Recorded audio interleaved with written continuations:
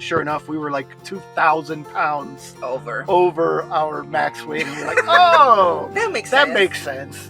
We had to immediately find a park to set the fifth wheel in, and then just look for a truck. And like everything we do, within 3 or 4 days, we had traded the truck in, and we went from a paid off truck and minimal payments on a fifth wheel to more expensive payments on the fifth wheel and payments on the truck. Yeah. Welcome to the More Sunsets Please podcast. Have you ever wondered what it would be like to live debt-free, sell it all and live small, travel the country full-time, or raising animals and growing your own food as a sustainable family? My name is Kate, and these are just some of the stories of those who have jumped outside the box and living life on their terms. This is More Sunsets Please. Welcome, Rocio and Gabe, to More Sunsets Please podcast. I'm so happy to have you. It's nice to be here. Nice to be here. Thank you for having us here. So I want to first start off, where are you right now? Saguaro National Park, or Saguaro National Park. All right, so let's chat a little bit about your journey. We're just going to jump right in. Where all have you guys been? Whew. You could take that one. That's a long one. What we've been trying to accomplish is to go to as many national parks as possible. And so far, this is the 44th national park out of the 63. Wow. Yeah, but they keep adding. If they keep adding every year, it's never going to happen. So you said 44 out of 63 in how much time? 4 and a half, 5 years? 5 years now? Yeah, about 5 years. Okay. Wow. And so far, what's been your favorite? There has to be one that's topped the list. Yeah. Yes. You want to say it or did I say it? Glacier National Park is our favorite. Glacier National Park. Really? And why is that? Yes. It's breathtaking. Like the mountains, the formations, the glaciers. The entire scope, everything is just next level. From the moment you start pulling into the park, like just drive up is just jaw-dropping. And until you leave, the whole place is like that. Okay, what's number 2? What's the runner-up? Oh, that's the hard thing to that's the hard thing to figure out. Consensus on number 1. Number 2 is like, depends on when you ask us. I would probably say Yosemite, but there are like Yosemite, Zion, Mount Rainier, Tetons, like all of those are like at the same level. I feel like for us, Yellowstone is great, but one of the detractors to it is it's so big that it is so much to take in, and you have to be there for at least a week, I would say, to truly appreciate it. Yeah. And stay in different parts of the park. That's what makes it so difficult, because just to do like a loop is like a 4-hour drive or something like that. To put it into perspective, we had to Google to see how big it was, and it's pretty much the same size as Puerto Rico, the entire island of Puerto Rico. So yes. Yeah. That's wild. Only like by 40 square miles. Something the difference like that, is like yeah. 40 square miles. So yeah, it's That's big. Incredible. Can you explore all of Puerto Rico in a week? Right? I guess that's the comparison. No. Wow. Okay. Yeah, I've heard of a little bit. We haven't done either one of those parks, and Yosemite was on our list, but it was having fires when we were going by, so we had to detour. But man, that Northwest is big time on our list for just those reasons, because everyone comes out and says, number 1, they're number 1. So that's incredible. That's incredible. Okay, so your journey for you guys is, it's the 2 of you and your 2 poochies, and you're traveling in an amazing Class B, and you're exploring. Now, you guys used to live full-time in the RV, correct? Correct. And we started with a fifth wheel first, and then we transitioned into the van. Yeah, we did 2 fifth wheels, 2 trucks, and now the van. Now, being in each one of those, what was the experience like in the fifth wheel versus the van? It was a very different style of travel at that time. Yeah. We were going slower, booking things in advance, staying put for like 15 days at a time. in exploring from like that base. With the van, it's completely different because we just go. Yeah, the van is all go, go, go. We realized coming into it, we thought we were good planners, and we realized we're not. So for us, the freedom and the flexibility of the van has just been great because we can up and go. Like we made it 2,000 miles in 3 days in the van. We would never have tried Oh, that not in at the fifth all. wheel. No. Nope. I won't even try that Yeah. pulling. Like, no. That's incredible. Yeah. Wow. So now you guys also have a home base now. So you're not living full time in the van. How has that changed for you guys to have a home base versus the home base being on wheels? We just have a big closet now. That's basically what it is. we she was doing the math, and what was it? How much time have we been in the house? We've been in the house for about a year and some Uh-huh. that we got the house, and we spent probably at least 6 7 months traveling. Yeah. So we spend more time outside of the house than in the house. Yeah. Like now in 2023, we only been in the house for 2 weeks, Yeah. and we don't know when we're going back because now we're out west. So yeah, but it's good to have a home base. It is it is nice to come. It is nice to be able to come back, uh, unpack and have like running water without worrying about it, and having to look for the next place. And so it's got its benefits, but the road just calls to us. We miss it as soon as we stop. Yeah. Yeah. And especially for the fact that you guys can just go, go, go, go, go, go, go, and you have no limitations because you can fit in a parking spot. Like your whole Yeah. setup Yeah. can fit in a parking spot. That's just wild. Yes. Our truck can't even fit into a parking spot. Oh, we've been there before. We know. Yeah. We know how that goes. Our dually was just the dually alone was longer tip to tail and wider in the booty in the caboose area. So it was, Yeah. and the turning radius wasn't as good. The van is so much easier than even Oh, just the truck. that turning radius. We call it pregnant whale. Our truck turns like a pregnant whale. And Back it's and so, forward, back and forward. I've yes, never heard that yes. one. I'm stealing that. I've never heard that. Because we need, so everywhere in Florida is U-turns. It's U-turns all over the place, which is funny as a destination place for RVers. I don't know why, because half of us can't even make those turns. But even just coming out of the main park that we stay at, the only reason we can make it is because there's a boulevard and then 3 lanes. Otherwise, we couldn't make that turn. So Yeah. now we can make it pulling the RV too, but like so many places, I'm like, no, we can't U-turn there. So we're just going to go in, Austin Powers turn in a parking lot and turn around.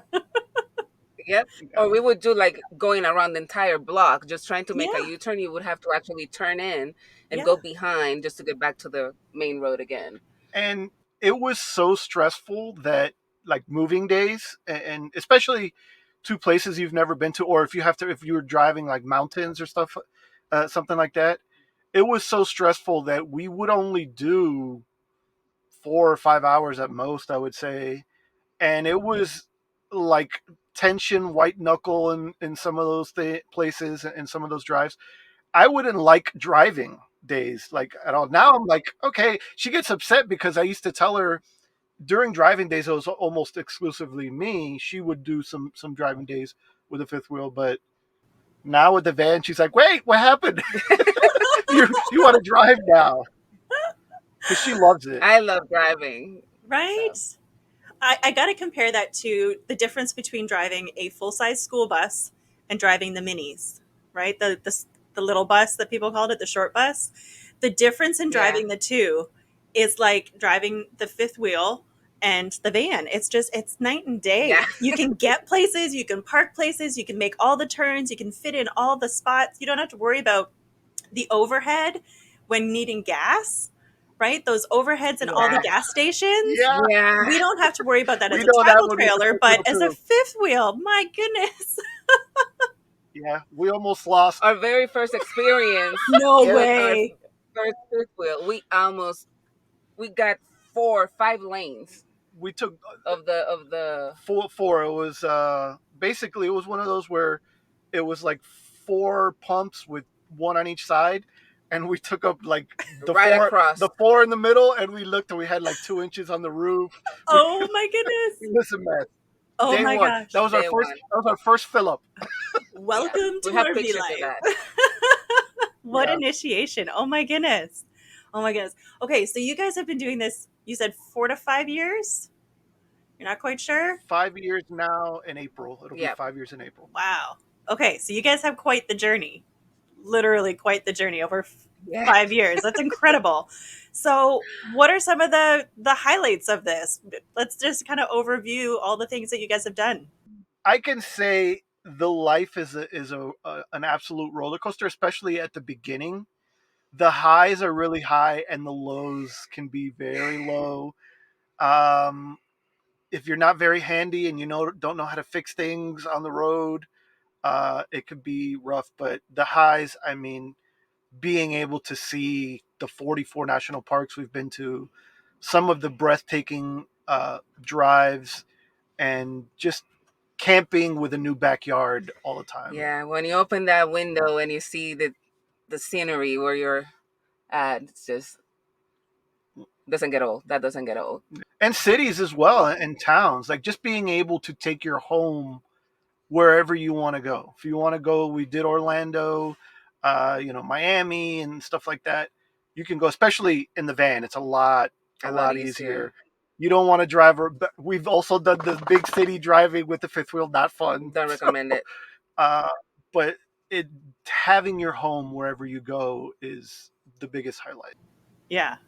Yeah.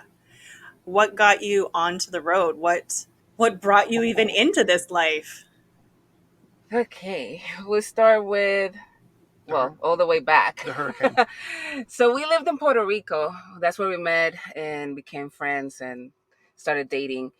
And Puerto Rico got hit by Hurricane Maria in September 2017, and it pretty much wiped the island. It took everything. Yeah. We were lucky enough that we got out of the island less than 24 hours before it hit, and then we were gone for about 2 months. 2 months. We lived in Utah. We couldn't get back. And all we thought, we lived in a 17th floor. So we said, and it was all glass windows. So we were like, well, we're coming home to nothing. Like, we lost it all. That's what we thought. And that put everything into perspective. That's when we said, we had already been looking at RVing, and Yeah. we liked a couple of YouTube channels, but we never saw it like as a reality. In that moment, that was like a reality check. Like, why do you have to wait? Like, you thought that you lost it all in a matter of hours.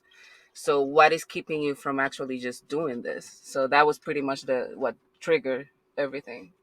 That was the catalyst. And when we got back, luckily I was able to. I run a mental health corporation virtually now, but I was running it in person on the island in Puerto Rico.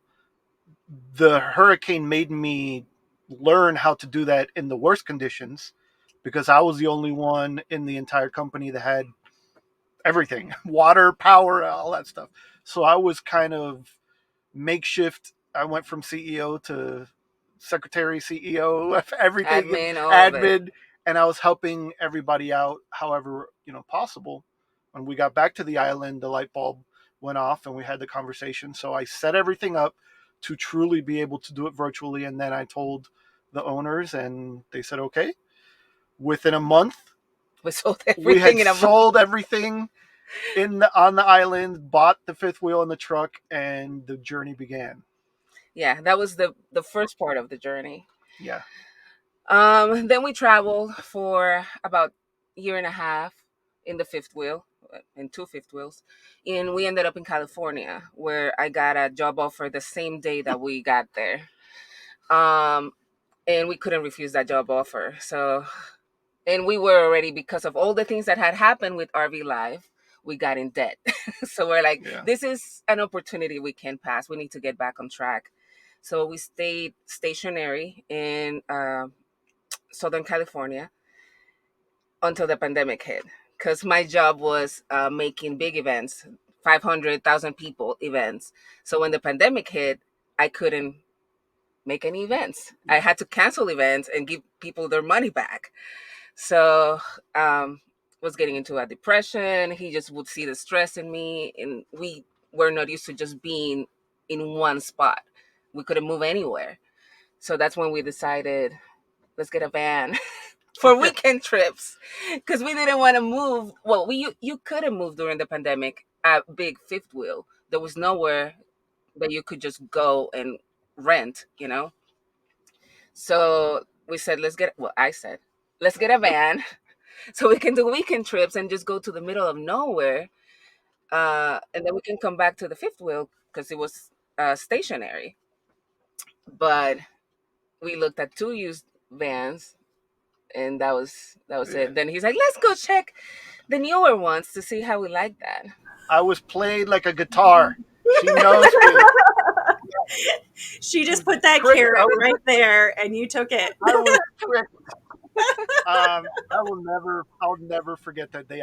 We were both sitting on our recliner. I was watching, the height of the pandemic. That Watching first Netflix. summer, I was on some Netflix marathon, like everybody else at that point, kind of deal.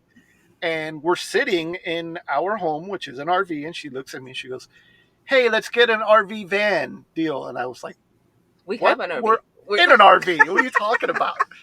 And then she's like, "Yeah, we'll get an old one just for the weekends, because it's the pandemic. We can't take the fifth wheel anyway." And that was the thing, is it was because it was so, especially in California, to move, everything was closed. To move around was going to be such a headache. And you wouldn't move the fifth wheel just for like 2 days, for the weekend. We would not do that. So I was like, okay, we'll look into it. And she knows me. She's like, well, just look at some used ones. So yeah, we looked at two used ones. And again, I want to say within a month, we had bought this new one, and it was like out of stock everywhere. We saw this one, we loved it, and we said, oh, let's go home and think about it. On the drive home, we were like, okay, you know what, let's just do it. We called back and they're like, oh no, it's sold. So then we had to wait another week or so, and we found one in New Mexico, and we had to make a road trip to New Mexico to pick it up. And on the way back, that was the maiden voyage. Fell in love. And then again, within what? Yeah, so in that road trip to get the van, we went to a national park in the van. Well, we had two vehicles, the one we drove in and then the van too.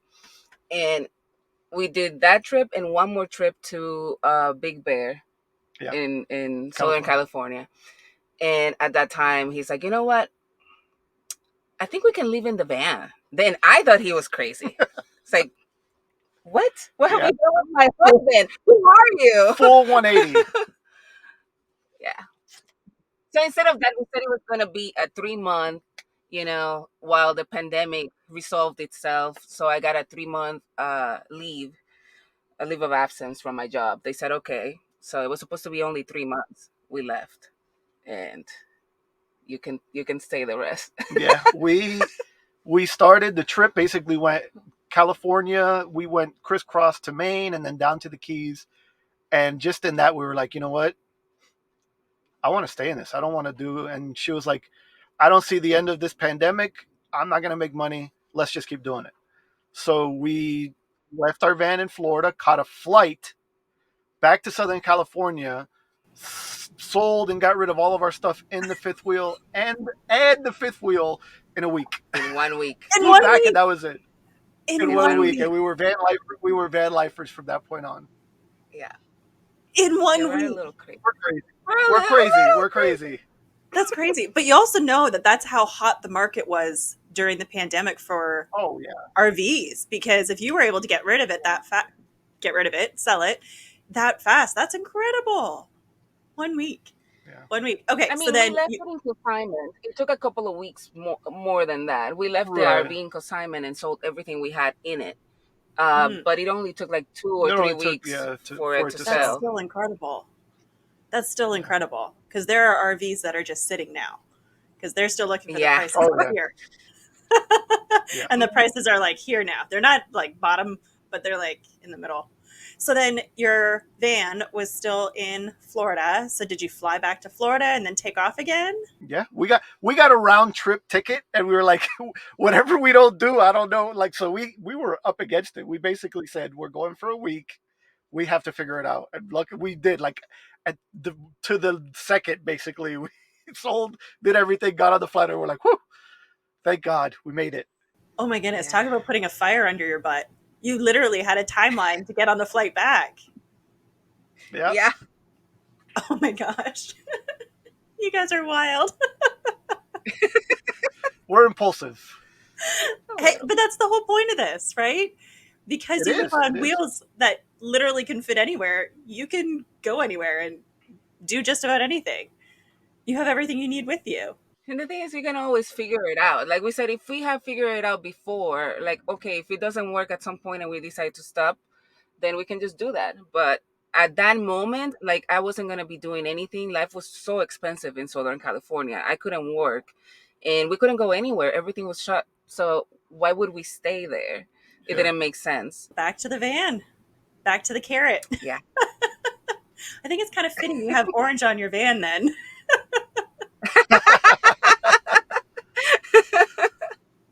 It's your carrot. That's amazing. That's amazing. Okay, Yeah. so you then quit your job, I guess. At some point you said, I'm good. And then you were still running your business. And then what? So what happened after this point in Florida? So that's when the light bulb went off. Like, okay, now I had to quit my job. Obviously, I told them I was leaving. And that's when we got back that I said, okay, now we're going to take our mixed journey a little bit more seriously. Because at that point, it was only once every blue moon we would put a picture, and it was just to let our family and friends know, like, hey, we're here, or we saw this. But it wasn't really like a thing until then when we got back. That was the year that it started. And I think what also helped, at least from outside looking in, was you were also doing some of that stuff for your job. Like Right. you were working with that. So we got back, and she's like, I can do this for us. And also, they're not being able to just do nothing. Like, I would go bananas. I would go crazy. So I needed to do something. I couldn't just be sitting, you know. Neither one of us, our skin crawls if we're sitting around doing nothing. It's funny because so many people think that travel life is sitting around doing nothing, right? That you can just sit and go for a hike if you want, or just sit and watch the sunset wherever you park. When really it can be quite the opposite, that you could just be go, go, go, much like you guys are doing, and stay on your toes quite frequently. We're lucky that we've been able to balance it. But yeah, we kept telling people we're not on vacation. Like, we are just living life in a different way, and we get to see these different places, but we keep working.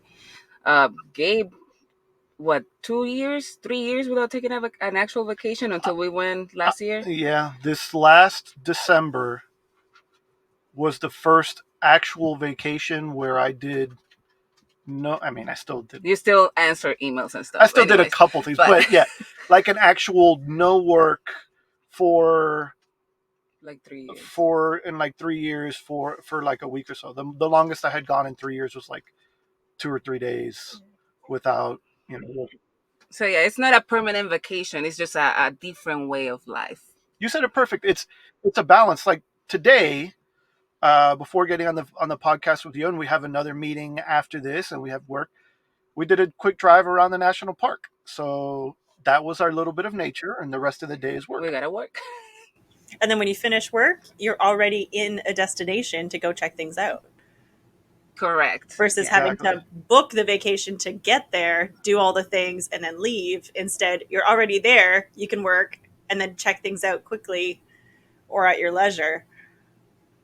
Right. Yes. That's awesome.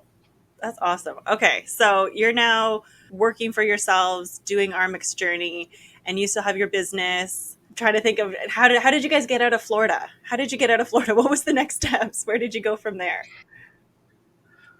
I mean, after Florida, we first had to do a couple little repairs and stuff on the van, and we were able to spend time with family down there. Yeah, we said like 3 or 4 months in Florida. And then after that, it was back to what we do best, which is just go, go, go. We did another crisscross of the country twice. We had in mind at that time go to Alaska. We've been trying to go to Alaska from day one. We've been trying to go to Alaska and still hasn't happened. Canada keeps ruining your plans. Well, pretty much.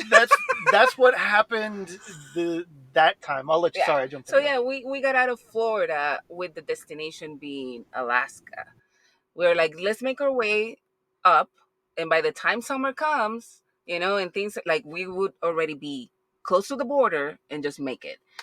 Well, we went all the way to the border and waited and waited and waited, and it didn't open the border. So 2021. That was summer 2021. That was 2021. Canada's borders were still closed. I mean, we ended up staying at Glacier for 2 weeks, so we were not upset. That's horrible. That's terrible. Yeah, we got to enjoy it, but it was a bummer because we like Alaska and Canada it's like our last frontier and the dream. So we ended up having to then turn south. And I want to say when we got to like California, we already had other plans and other things in place that we had to be back across the country. And that's when the border opened up. Yeah. As soon as we left. And it was already too late in the season. Yeah. It was already like July, August. Yeah, it was like end of July. Like August when they opened. And then at that point, you don't have enough time to make it all the way to Alaska and come back. Like, no way. So, and we were already far south. Yeah, we were already in California. There was no point. So now, who knows if we try again. Fingers crossed. I'm trying to convince her that this is the year. This is the year. This is the year. I'm telling you, this is the year. Canada's wide open. They've got everything open now. Thank goodness. Finally, everything's open and the border. So it's, it might be. You start at Alaska and work your way across and, you can visit my family and keep going. We'll see. We're still thinking about it. Yeah. Let's take a poll. If you want us to go to Alaska, let us know. Leave a comment. Leave a comment. Leave a comment down below. We'll see. So you guys haven't done Alaska yet. Do you have what's your grand plans in Alaska? Is there like a checklist of things you want to do? Mainly the national parks. There's how many there? Like 7? There's 7. I think there's 7 or 8 national parks. It's impossible to do in one trip because they're all spread out. Alaska is ginormous, and several of the parks you can't even drive to. You have to take a boat, a plane, a train. You might have to ride a bear somewhere. I don't know, but it's hard. It's not easy to get to it. Scratch planes, trains, and automobiles. It's planes, trains, and bears. Planes, trains, and bears. Oh my goodness. That's I didn't realize there were so many national parks in Alaska. I had no idea. The 2 states with the most are California, I think, has 9. Yeah. Wow. And Alaska has 8, if I'm not mistaken. We still have one missing that we're planning to do in California. Just one. Yeah, this trip is finally going to check that one off. Which one's that? Lassen Volcanic. What was it? It's in northeast. Lassen Volcanic National Park. It is in the northeast quadrant of California. Oh. Yeah, we passed by there, but it was on fire. So, literally, the park was on fire. What happened to you with Yosemite happened to us with Lassen on that last trip. Yeah, I was going to say it must have been the same time frame because we had to stay completely in the south, mid-South California. We got to do the Death Valley area. That's where we did that sweet boondocking spot. 10 out of 10, highly recommend. But, we didn't get to see the giant trees. So, and that was something we wanted to see along with Yosemite. So we'll get back. Yeah. We'll get back just like you guys. We'll zip at some point. We'll just we'll meet you guys in Yosemite and we'll make our way up to Alaska. There you go. Yes, I'm down with that. Alaska is so on my list too. So we'll see. Whenever we can get through as well, we'll be making it happen. Because that's oh man, there's so much beauty in Alaska. There's so much beauty everywhere, and that's probably the biggest perk of living this life is you get to explore and see everything with your house with you, right? And all the comforts of home Correct. with you, and you just take it with you, that there's no learning and figuring out where you're staying on top of all the things around you. So you can be so much more spontaneous to go check things out. And you guys are like next level spontaneous with a tiny house, super tiny house. So you make our tiny house Yeah. look like a mansion, which is rare. Yeah. But you know what we both have agreed that had we gone, because we went apartment, 3-bedroom apartment, to big 43-foot fifth wheel, and then a 40-foot fifth wheel, and then we just jumped into the deep end and said, okay, we're going to do a van. But had we gone apartment to van, We would not be we would together. probably be divorced. Yeah. We wouldn't have gotten married. We wouldn't have gotten We wouldn't have married. gotten We wouldn't have married. gotten married. Let's put it that way. Okay, well, Yeah. explain Baby that. steps for sure. Why do you have those feelings? Getting used to a smaller space and being able to recognize like how the other person, like the space that they need when they need their own alone time or things like that. Like we didn't usually when you are in a house, like everybody's working, you see each other a couple of hours at night and then you go back to the same the next day, do things during the weekend. Living in the fifth wheel was getting used to being around each other all day, every day, but we had more space. Yeah. So adapting in a bigger space was okay. Yeah, we would be able to go, okay, well, you know what? I'm sitting in the living room. And I go to the bedroom. You go to the bedroom, and we would have like space. Here, it's like, okay, I'm sitting in the back. You sit in the front seat. I still see you there, but but we got used to it. And the other dynamic with that is with the fact that as you travel around, it's not like when you're living at home and you have your friends and stuff that you can, you have super space and independence and freedom and the work. And it was just gradually getting used to spending all of our time together. Now I drive her crazy because, we're best friends and everything. And I'll be like, hey, you want to watch a movie? No, I'm working. You want to watch a movie now? No, I'm working. Okay. And let's go for a hike. And that's how we are. Or I put my desk in another room. We have, different rooms. One is the office, and I moved from there so he can have his meetings. And then he would go to the room where I'm at, and I'm like, "What are you doing here?" It's like, "Oh, I just brought my laptop. I just want to work where you are." This is that's the entire point. This is in the new house. Yeah. I've gotten so used to being here. We've gotten so used to being with each other that in the new house, it's like, you're supposed to be working next to me. This whole space and other rooms is weird now. We're supposed to be the two of us and the dogs in the same room. Oh my goodness, That's how it goes. So now you're used to being together. Obviously, it's developed your friendship and relationship so much better, which is great. Because that can go south. That can go south for so many people, especially like what you said. If you go from so big to so tiny too fast, and you don't have that adjustment period in the middle, I think that's where most people fail or run into more relational issues than those who take their time downsizing.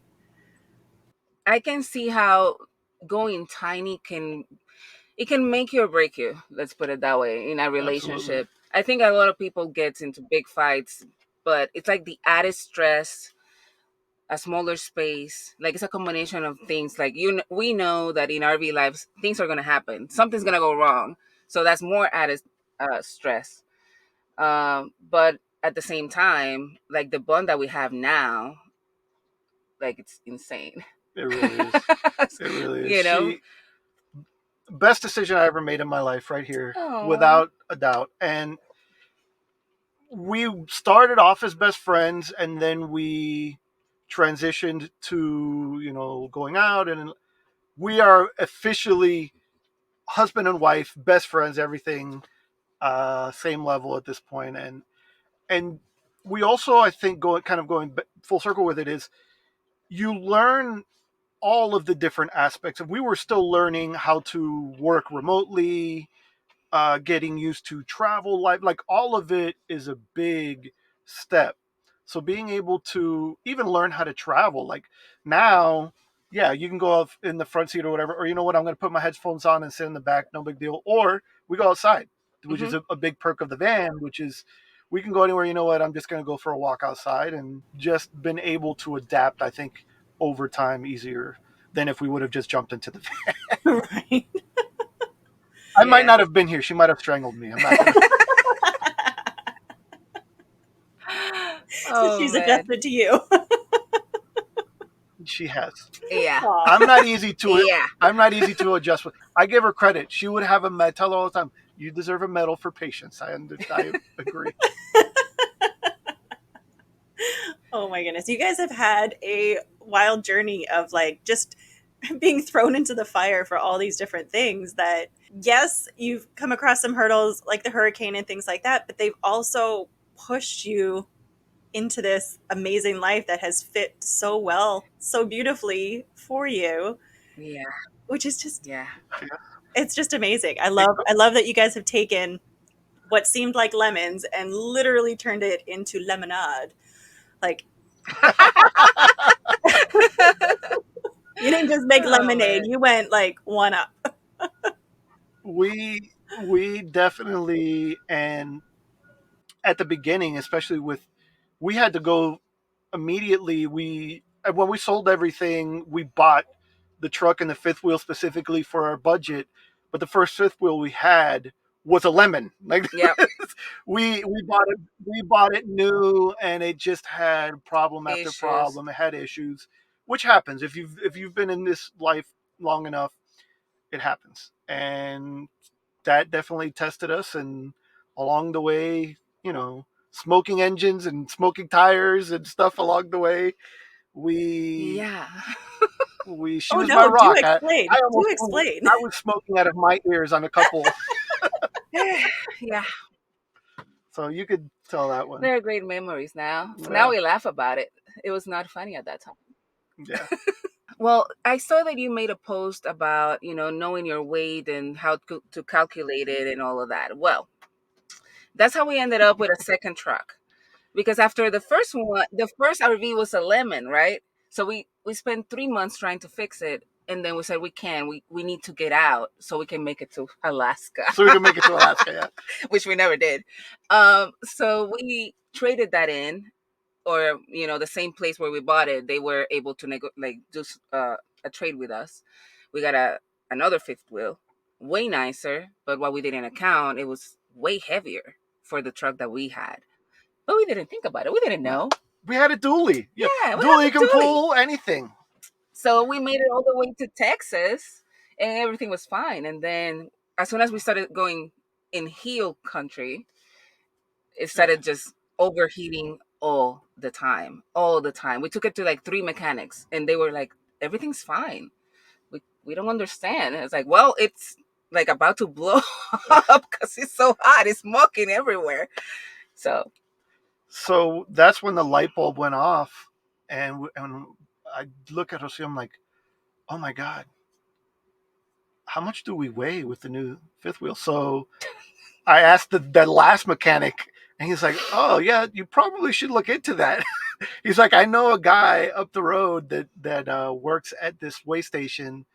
Just tell him I sent you, and they'll weigh you. And sure enough, we were like 2,000 pounds over our max weight, and we're like, oh, that makes sense. Oh. That makes sense.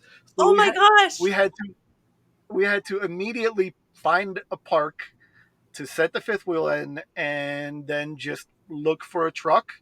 And like everything we do, within 3 or 4 days, we had traded the truck in, and we went from a paid off truck and minimal payments on a fifth wheel to more expensive payments on the fifth wheel and payments on the truck. Oh my God. Oh, and all that happened during a heat wave in Texas. Yeah. It was during a heat wave, and we had to stop every 5 minutes, and we would put the windows down, and it was worse. Yeah, it was like 110 degrees. Yeah. One day it was 115. We pulled into a park where we got the last electric spot. It was a state park. It was a beautiful park, but it was 115 degrees outside, and it was only 30 amp. And our fifth wheel was a 50 amp with 2 ACs. So just the one AC basically made it like 95 blowing hot air. So it was not fun. Yep. Oh my goodness. Okay, can I just back up for a second? That truck, that first truck that you had, you said it was a dually. So what was it? Was it an older truck? It was a 2012, so the rating on it Yeah. wasn't as high. The one we traded up for was a 2015, and Yeah. we made sure to look into all of Yeah. all of the numbers, and everything was fine. That's wild. Yeah, because so many they will go out and just, hey, I bought a dually. This is great. Not realizing that the age matters because they didn't increase all of the payloads until later. Yeah. Even our truck is Yeah. a 2019. The payload, it's a Ford, mind you, so it has a higher payload right out the gate, but the payload isn't as much as if we had a 2022 250 gas 8-foot truck, 8-foot bed truck. Totally different. So, and then on Yeah. top of that, we have 5 people and a horse. So we account for a lot of payload already, whereas you guys are just 2 and you were over, which is wild. Yeah. Yeah. So Yeah. math it out. That Yeah. payload is so important. We That's That is learned correct. we incredible. learned the hard way. Hmm. Yeah. Yeah. Okay. So that was not a thing. I wasn't working at all at that moment, which Which is made even it even worse. more No. stressful. Yep. Yeah, it Yeah. made it even more stressful. Yep. Oh So my we God. were bleeding money. We were We bleeding money were at that point. we had budgeted just enough, and it was, we had a little bit of a cushion when we Yeah. budgeted, but you don't budget for, I bought a truck and a fifth wheel, and I'm gonna have to upgrade my truck and a fifth wheel and the In three fifth months. wheel in 3 months. Right. So yeah, Yes. it was a tough one. Yes. Oh my goodness. And I can't tell you how many people have said that they've done that, whether it was completely the wrong RV for them right out the gate and they upgrade within 3 to 6 months, or it was a lemon and they have to upgrade within 3 to 6 months, or they're traveling different and it's the wrong RV now. So you're not alone. Doing that pre-research is so important. And then you're still possibly looking at trading or upgrading or changing within 3 to 6 months. So, wow. But that was not good timing for you guys. Not at all. No, it's not. Not at Not at all. all. Oh my But you goodness. live and you learn. Now we know. Yeah, We learned the hard way. you We did. Many definitely things. Many things we learned the hard way. school of hard knocks on that one for sure. Right? Again, trial by fire, literally. Mm-hmm. Oh my goodness. Okay, so let's just dig into, you've hit some roads, you've hit some setbacks, but you've had a lot of perks. How did you know this was the right path for you, that this van life was the thing? Once we got through the migraines, which The learning curve. that learning curve at the beginning, she kept me sane enough because I was about ready to just throw it all in and say, I don't care. I don't want to deal with this anymore. I'm done. But just the first few places, national parks and stuff that we got to enjoy, those highs were just like, oh my God, for all the reasons that we have stated. Your home is there, you get to do it on your terms. And I think the first big aha that I can remember was when we stayed for like a week outside of Sand Dunes. That's exactly, yeah. That was it. That was like, wow, okay, this is an amazing life. And then we had already learned, a lot of the stuff, and so It got it was easier from there on. yeah. But what was there any specific moment that you had that you're like, yes, yes, this is it. This is the right thing. Mostly that, like that trip after we went through a lot, going through all the mountain passes in Colorado. Which was another story. That's another big story. But when we actually made it in front of the sand dunes and we were just able to stay there, like we were leaving there, you get to open the door and this is your backyard now. And having the freedom to go to another location, or you park somewhere and you didn't like it. So you're like, okay, let's keep moving. Let's go to another location. Like that, from there on, like we got hooked. Like this is just incredible that we get to, people pay millions of dollars to have a view that is not like the ones that we're getting. So You know what? The word for me is freedom, mhm, and freedom to do life at your pace and how you want to. mhm. We were out of that 9 to 5 rat race. We still were working. She was, doing online stuff at that point and trying to figure stuff out. But we were doing it on our terms. We were doing the, today we're gonna go on a hike, and go like a mile up in 8 hours because the sand, every step on those sand dunes is like slide back, go forward a half a step.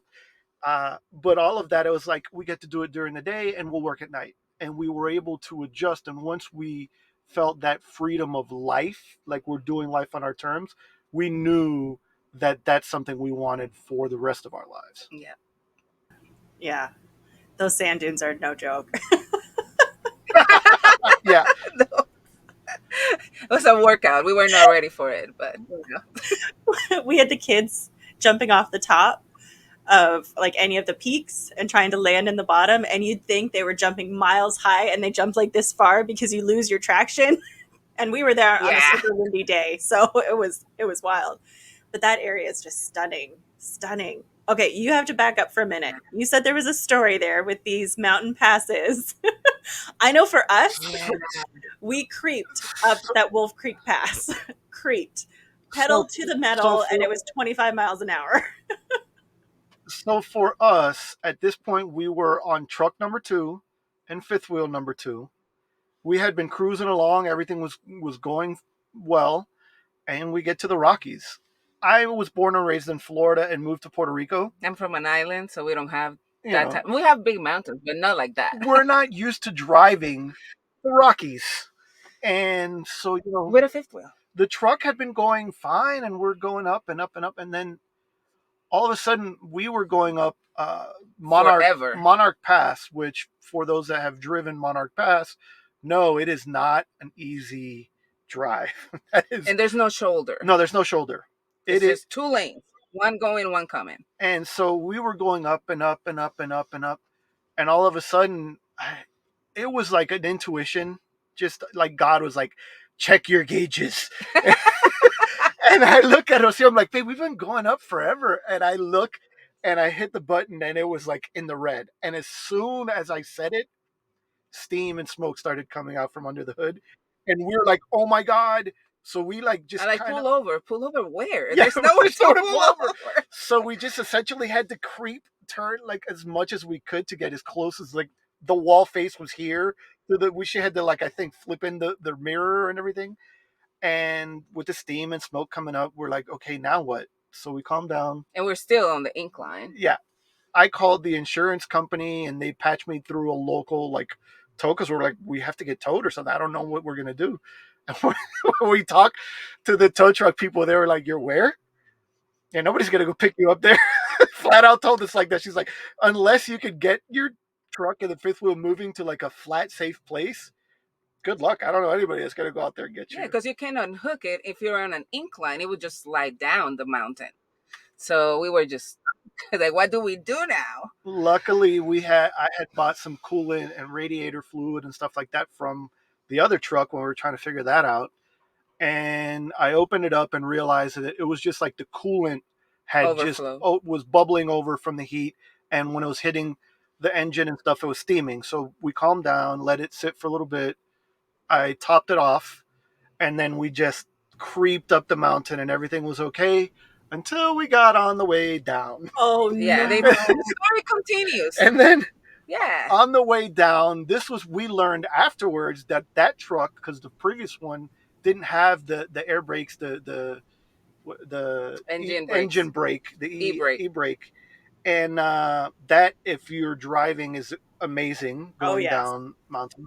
We didn't know about that, so I was trying to like manually do first gear, second, third, and try not to wear the brakes out. But we had, of course, once we got going and we made it down the 1-lane road, it was a semi behind us. That was behind us. So we're coming down and we're trying to brake to like not lose, because that thing was just going. The moment you took your foot off the brakes, it was just flying down from all the weight. You know that the weight just pushes you down the fifth wheel. Yeah. So we finally, by the time we get down to like the last bend, they were doing construction on the road and they had merged it to one road, where they brought in one of those an extension cord makeshift street light kind of deal. And the traffic was coming in our direction.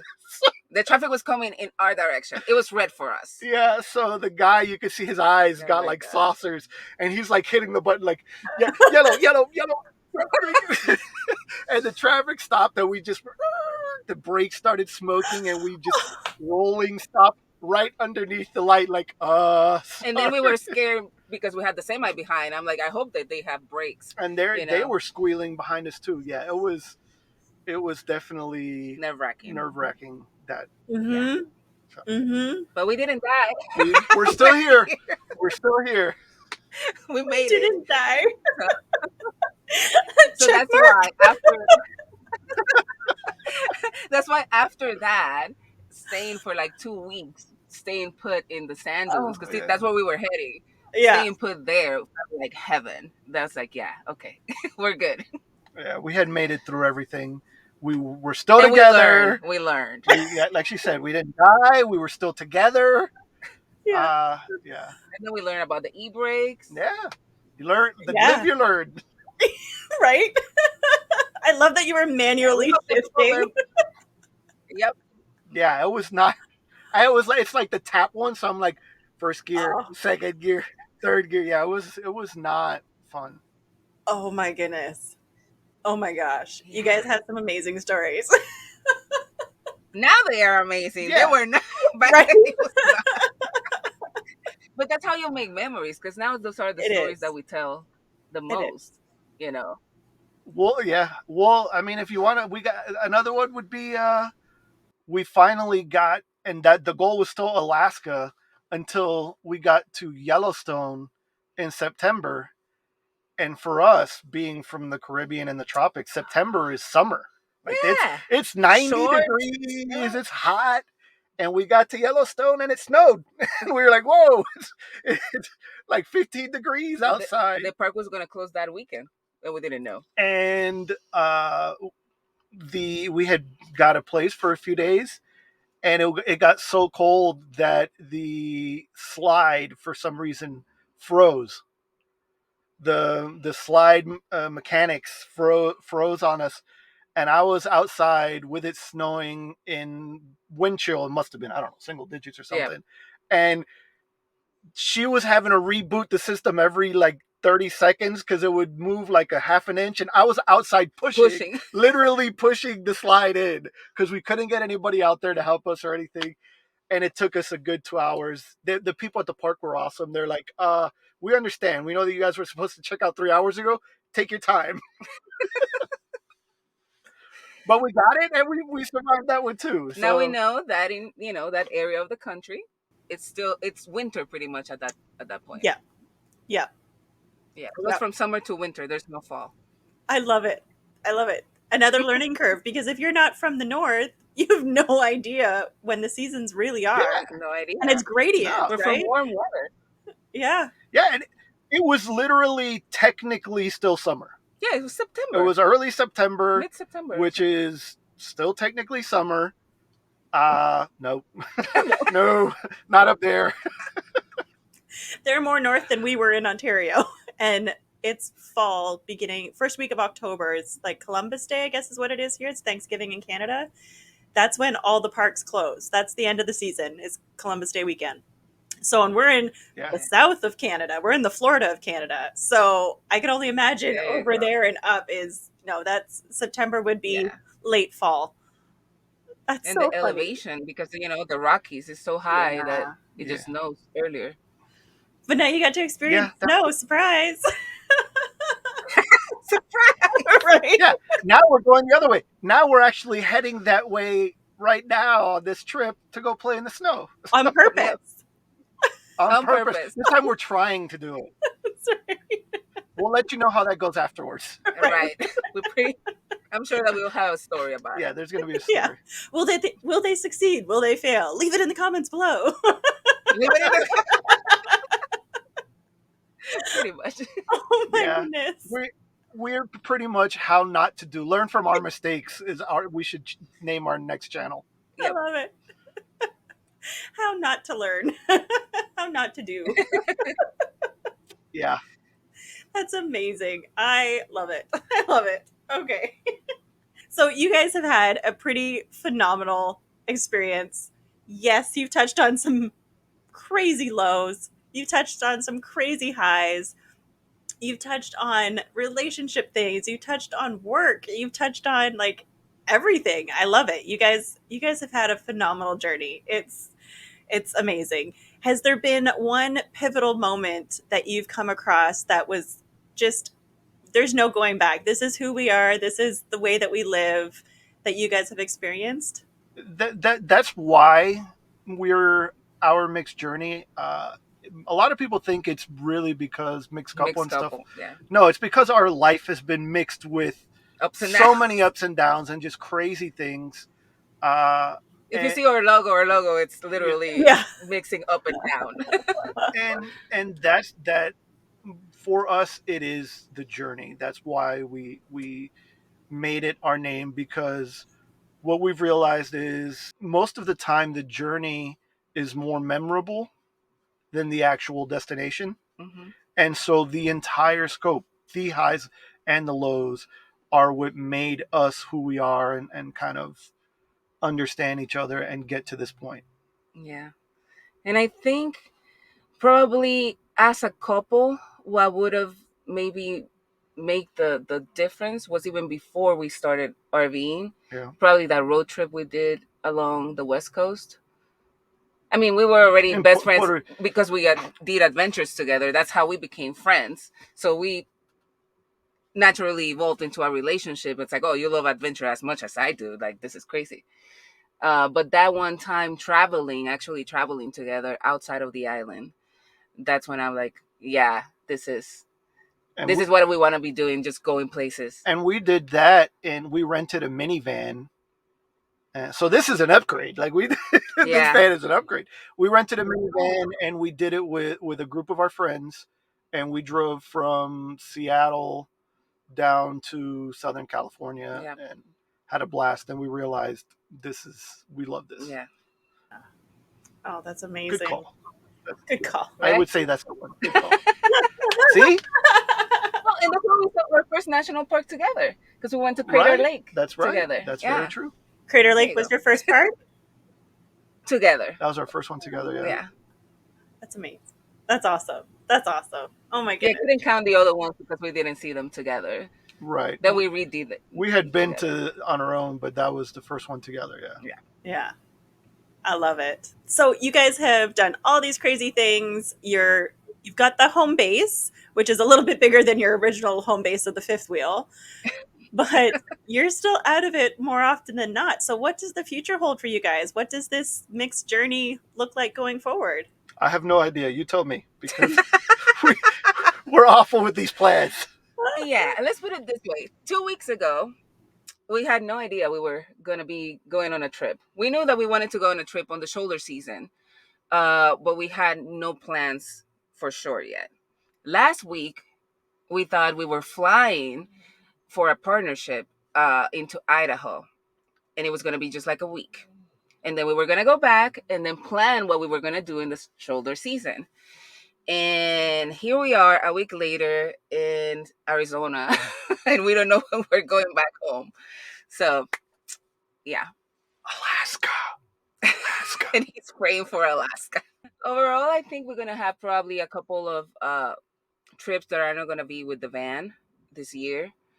We're planning on it. And we think in the future, growing as a family. That's the goal. But traveling, I mean, that won't change. It would still be the same of still always traveling all the time. Yeah. The ultimate dream is to be able to bring our littles with us. Yeah. To expand the family and keep traveling. Yeah. Yeah. Well, there's friends of ours right now who are traveling in a B plus with their 2 kids. It's not their permanent home, much like you guys. They have a home base, which is bigger, but they're doing the van thing too with the kids. So it's totally possible. Yes. Yeah. Oh, the places you will go. Alaska. The last frontier. The last frontier. Well, and Canada.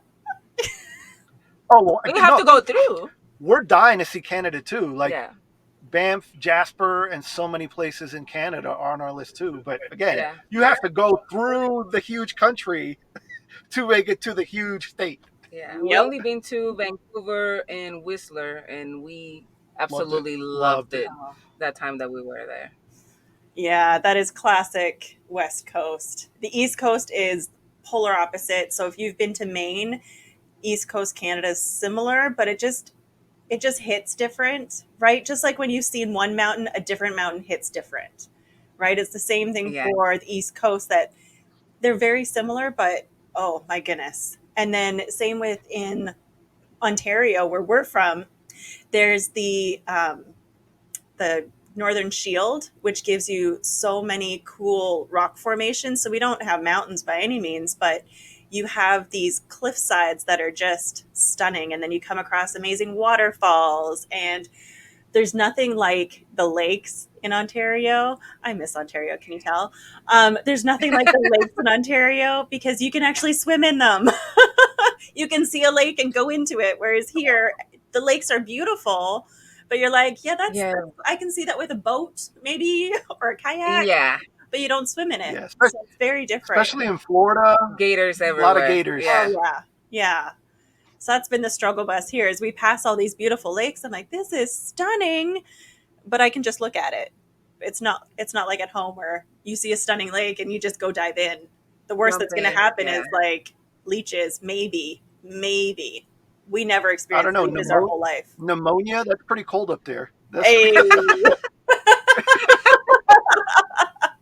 you'd be surprised. In the summer, our temperatures sometimes would be hotter than Florida in the summer. It just doesn't stretch wow. for 6 months. You have 2 months that have peak days. So, and the humidity is fierce because you're surrounded by lakes, at least where we were. So the prairies might be different. They're probably more like Wyoming and North Dakota and stuff like that. So, but okay. it does still, the summer is toasty. So you will still have Okay. a hot summer. July and August is summer, just letting you know. Okay. That's it. Not September. Not Not September. September. And kind of not even June. You might get a little bit in June in like the Florida of Canada, but really it's July and August is your summer. So Okay. take notes. Remember. Okay. My goodness. Okay, so most people who are listening to this podcast are potentially in your shoes. Maybe they haven't had a hurricane come in and destroy their hometown, but they're looking for a change. So if someone were to listen and looking to be inspired by you guys, what advice would you give them to jump in and take the leap of living this life outside the box? Um, we don't regret it. Like if you try it, yes, there's gonna be ups and downs, but that's life. You're gonna have ups and downs in any situation, even in a regular house, something's gonna break. But you will find that you don't have to live in one certain lifestyle. Like everybody seems like society tells you that you have to follow this pattern in order to be happy, and sometimes that's not your happiness. Your happiness might be something completely different that some other people are going to find crazy. Like people think that we are All the crazy, time. but we're happy, and that's what matters. So if you're thinking about it, give it a try before you actually jump in with both feet, so you don't make the mistakes that we made. Don't. But once you try it, if it is something, like, just go for it. Yeah. I essentially echo that. Just do it. You're never going to find the perfect rig. Yeah. You're never going to find the perfect time. You're never going to save up everything that you want to save, and just do it. But like she said, try it out. There's outdoorsy RV share. There's different places that you can actually rent an RV or a van. I would suggest renting a couple different styles. Rent a Class B, rent a C or an A or a trailer.